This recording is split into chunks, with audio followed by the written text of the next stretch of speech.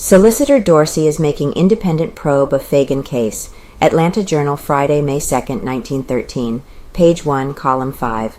Outside of solicitor's activity, there have been no developments since the suspects were transferred to Tower. Groundless rumors denied by officials. Chief Lanford's busy running down tips. Coroner's inquest will be resumed on Monday afternoon at 2. The Atlanta Journal has published every fact and development in connection with the mysterious murder of Mary Phagan. The Journal will continue to print news of further developments and additional evidence as the investigation proceeds. No fact has been suppressed, nor will any news relating to the hunt for solution of the crime be withheld from the public. Many silly reports about a confession having been made by one or both of the prisoners held on suspicion in the case have been circulated, but they are without the slightest foundation. An independent investigation. Forces in the employ of the Solicitor General Hugh M. Dorsey are making an independent investigation of the Phagan murder case. It was learned Friday. The Solicitor General refuses to state just how many men he has at work on the mystery or who they are. They have developed nothing, however, which he is willing to give out for publication. The city was filled with foolish rumors throughout the morning Friday, and officials were called upon to deny dozens of groundless reports. Coroner Paul Donehoo, who has more than 100 witnesses subpoenaed, declares that the inquest will certainly be resumed at 2 o'clock Monday afternoon. The coroner says that the investigation is as thorough and exhaustive as it is possible to make it, and every report that reaches him is being probed. It is not surprising, said the coroner, that the mystery has not been solved by this time, and the fact that the crime cannot now be laid at the door of any individual, and that person brought immediately to trial, is no indication that the guilty party will never be brought to justice. In many instances, where the detectives have had as little to start with as in this case, it has taken them months to finally establish the guilt of the right party. Many detectives at work. In addition to the city detectives, the Pinkertons employed by the National Pencil Company, and the officers employed by the Solicitor General, it is said that many other private detectives are working on the mystery. Colonel Thomas B. Felder has been employed by a number of citizens living in the vicinity of the home of the slain girl to assist the state in the case, and while he will make no statement, it is reported that he has a private detective agency trying to solve the mystery. Solicitor Dorsey was in conference on Friday with a number of the city detectives who have been assigned to the task of finding Mary Phagan's murderer, and the fact that he has actively entered the case is considered the most important development of Friday. There will certainly be no grand jury action in the matter, however, until Monday. The grand jury, which has been on duty for the past 2 months, was discharged Friday, and another grand jury will not be organized until Monday. Detectives not talking. Following the transfer of Leo M. Frank, superintendent of the National Pencil Factory, and Newt Lee, night watchman, to the county jail from police headquarters on coroner's warrants late Thursday afternoon, and the release of J. M. Gant and Arthur Mullinax, Chief of Detectives Lanford has issued instructions to his men to talk with no one about the case and to make direct reports to him. The chief is himself very reticent about developments in the case. He declares that his orders were issued because the few statements made by himself and his officers have been repeatedly exaggerated, and in many instances he and his men have been misquoted. The transfer of the 2 principal figures in the case to the Tower has resulted in things again assuming a normal attitude about police headquarters. The detectives Friday morning were busy running down the many rumors and tips which have come to their ears. The officers are literally bombarded by tips, and despite the fact that practically all of them prove valueless when investigated, the officers have scattered in every direction, shifting every report to the bottom. No need for militia.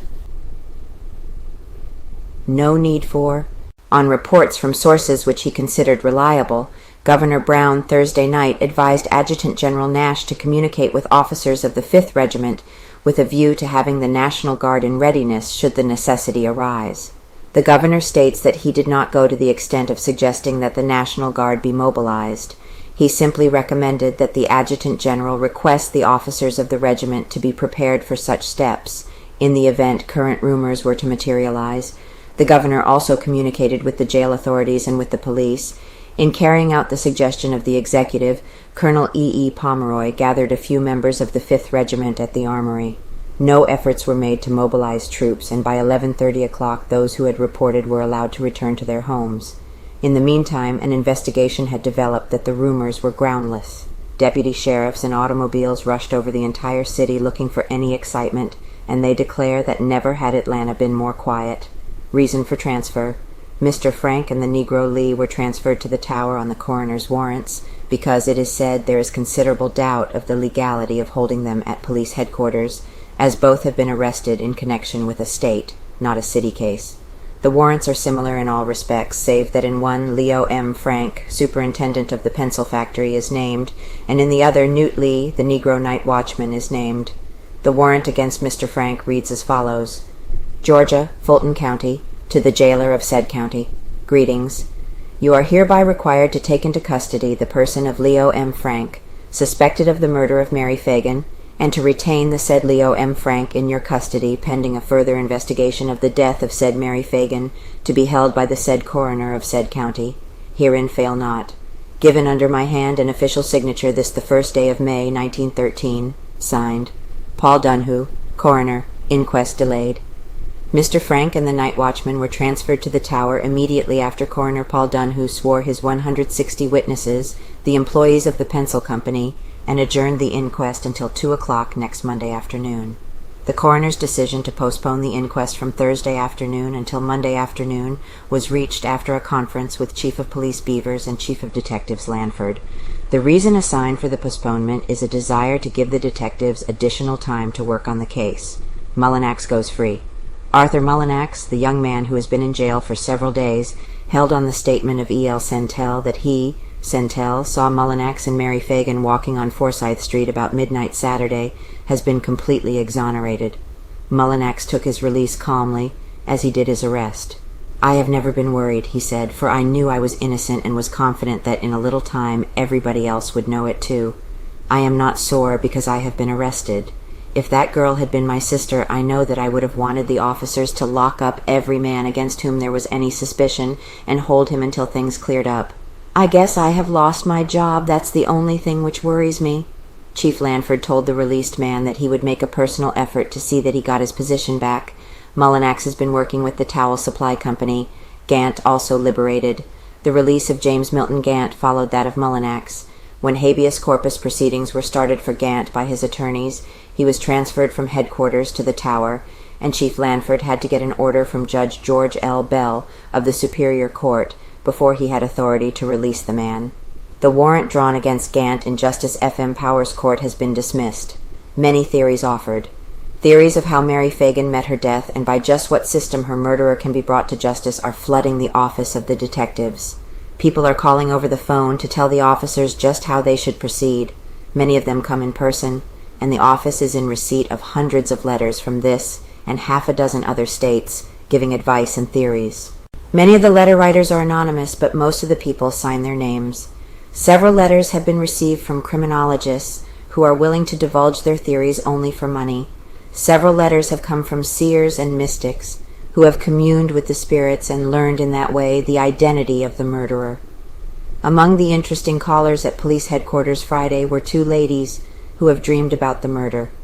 Both say that they distinctly saw Mary Phagan in her desperate battle with the murderer. The ladies arrived within a short time of each other, but their dreams didn't coincide. Both gave the chief accurate descriptions of the murderers of their dreams. Frank, in good spirits. Mr. Frank got a good night's sleep Thursday night and Friday. He was in a cheerful frame of mind. Many friends called to see him during the day, and Mr. Frank talked to them freely. He is confident that when the coroner's investigation has been concluded, his absolute innocence will have been established. Pinkerton's After Truth. The position of the Pinkerton detectives, employed by the National Pencil Company in the murder case, has occasioned considerable comment about police headquarters. When asked about the matter, Harry Scott, the representative who was working on the mystery and assisting the city officers, declared that he and his men were out simply after the truth. "It doesn't matter whom it hits," said Mr. Scott. "We want to do everything in our power to find the guilty man, and if we find him, we are going to give every bit of our evidence to the state authorities and lend our assistance in securing his conviction. This is just like any other case with us, and in all of them we go after the facts regardless of whom they help or hurt. When, for instance, we are investigating a bank robbery and find that the crime was committed by an employee or an official, we disclose the facts just as if the guilty man had been a highwayman." 2 additional Pinkerton men went to work on the case Friday, assisting Mr. Scott and the city detectives.